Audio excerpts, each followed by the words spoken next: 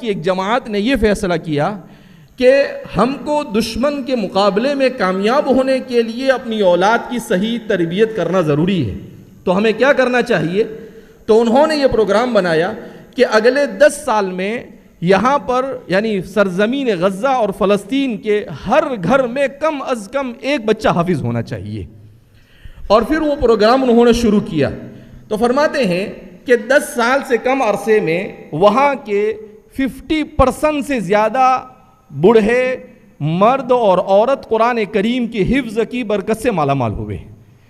کہا اس وقت صورتحال یہ ہے کہ قرآن کریم کے پڑھنے پڑھانے اور سمجھنے سمجھانے کے 20 لاکھ کی آبادی میں 1150 مراکز ہے اور 9000 سے زیادہ قرآن کریم کے حلقات لگتے ہیں جس میں قرآن کریم کو حفظ کروایا جاتا ہے۔